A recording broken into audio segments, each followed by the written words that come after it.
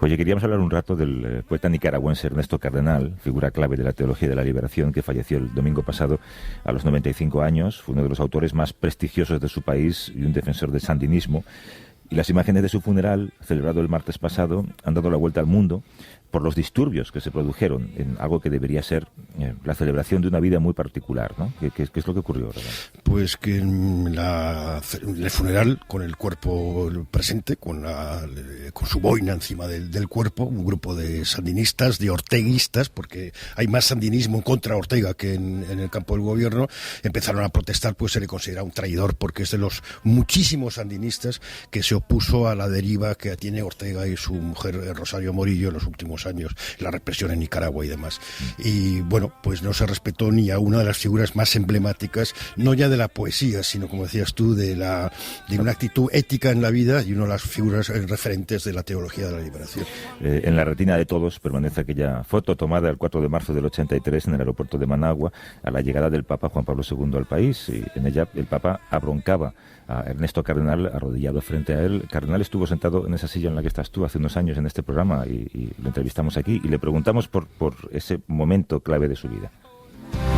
¿Recuerda usted exactamente lo que le dijo al Papa o lo ha olvidado? No lo he olvidado porque fue muy sencillo, unas pocas palabras. Usted debe regularizar su situación. ¿Y eso se refería? Como yo no le contesté, porque no quería entrar en disputa en discusión con él en público. Pero regularizar. Entonces lo repitió, usted debe regularizar su situación. Esto fue todo.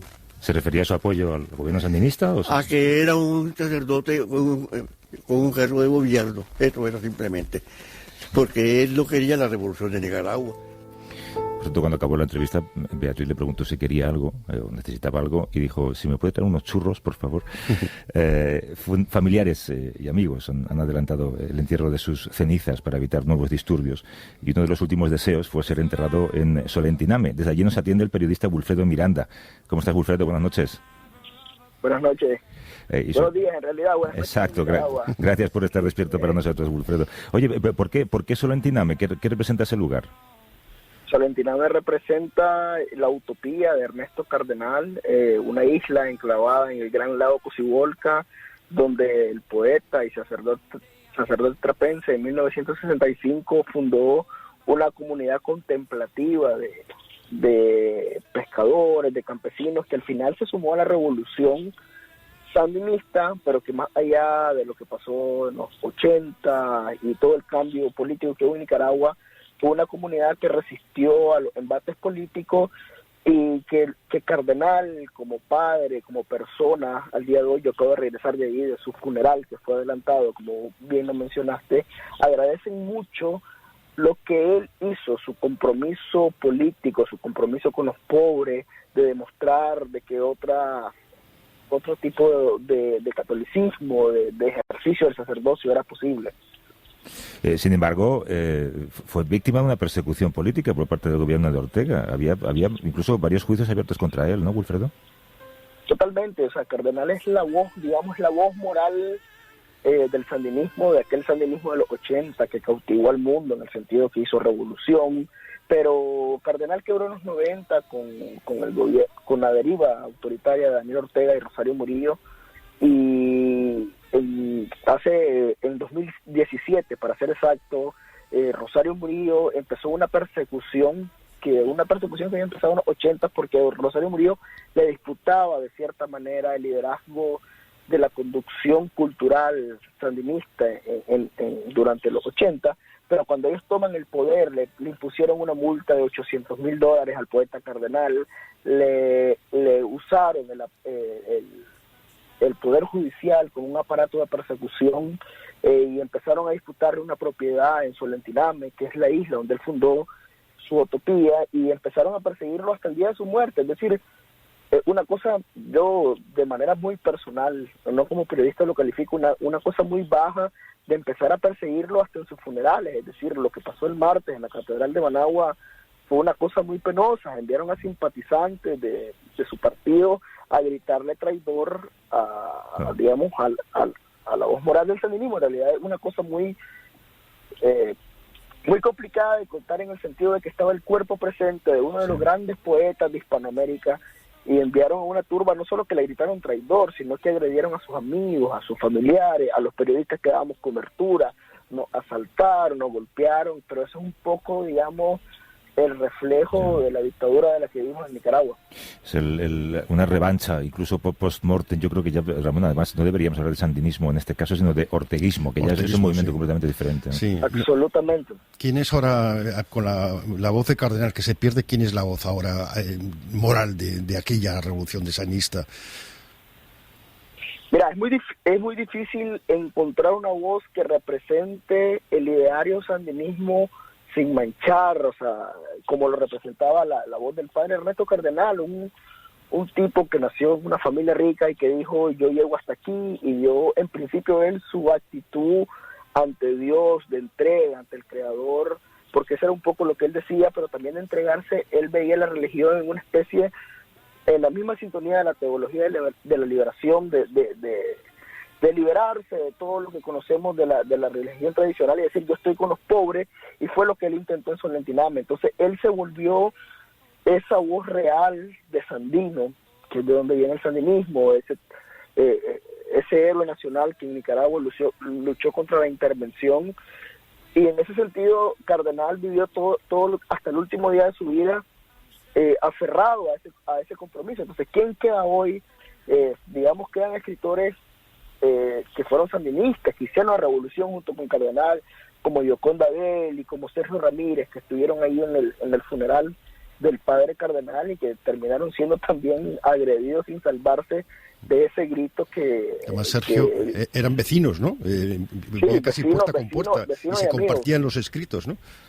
Exacto, vecinos y amigos, y a don Sergio Ramírez, el martes que estamos en Catedral, creo que él llevaba un folleto escrito que me supongo que quería leerle ahí frente a todo el mundo, porque además la iglesia amonestó a Cardenal, y la iglesia en Nicaragua le abrió las puertas y hizo morir a Ernesto Cardenal como uno de los suyos, porque más allá de revolucionario, más allá de poeta, Ernesto Cardenal era una persona eminentemente religiosa. Y hay que recordar que el Papa Francisco el año pasado, cuando estuvo a punto de morir en febrero del año pasado, le levantó a él la suspensión a divinis que le había impuesto Juan Pablo II. Entonces fue una cosa muy conmovedora, en el sentido que la iglesia quería, digamos, o más bien dio la sensación de que quería retractarse de ese castigo y decir, Ernesto Cardenal muere como uno de nosotros, y habían llegado personalidades, habían llegado escritores, poetas a rendir homenaje, pero nada de eso pudo ser porque el gobierno de Ortega envió unas turbas furiosas a atacar a todo el mundo. Qué indigno todo. Oye, déjame recordar, Ramón, que Wilfredo Miranda tuvo que salir del país porque su vida corría peligro, y ahora afortunadamente ha podido regresar, pero la situación para la libertad de prensa y para la población en general sigue siendo muy crítica. Wilfredo, hablamos de vez en cuando, pero últimamente puedes hacer tu trabajo con cierta tranquilidad. Bueno, te pongo el mismo ejemplo de lo que sucedió el martes pasado en Catedral. Habíamos decenas de periodistas, porque la muerte del poeta Cardenal fue un suceso mundial, porque no solo era la voz moral del sandinismo, sino era un gran poeta, pues quizá uno de los poetas más importantes de Iberoamérica con vida, y entonces mientras dábamos cobertura, la turba empezó a atacar a los periodistas, es decir, 5 colegas, yo con mucha suerte pude salvarme, fueron golpeados, fueron asaltados, incluso un colega de un portal que se llama Nicaragua Investiga, desde el martes para acá que sucedió el ataque, sigue vomitando sangre de la golpiza que le pegaron. Entonces ahí podés tomar un poco de cómo es hacer periodismo en Nicaragua.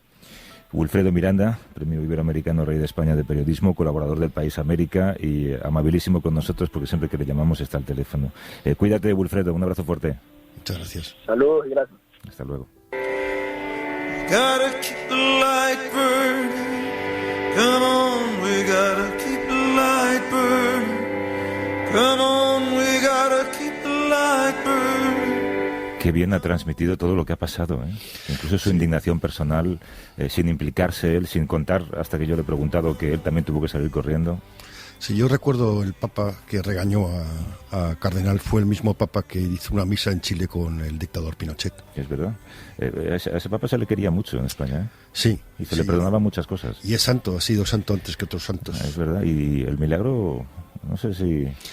También estuvo en Salvador, en la tumba de Monseñor Romero, que es otro ejemplo de sacerdote conservador que cuando llega y se da cuenta de lo que está pasando, como Gerardi en Guatemala, es que no hay muchas opciones. Tu ministerio religioso es estar con los pobres. Oye, déjalo ahí, a ver si resulta que va a haber cielo, y ahora con esto del coronavirus necesitamos... No, yo no creo que lo haya, pero vamos, si lo hay, no creo que tú y yo tengamos problemas. Hasta luego.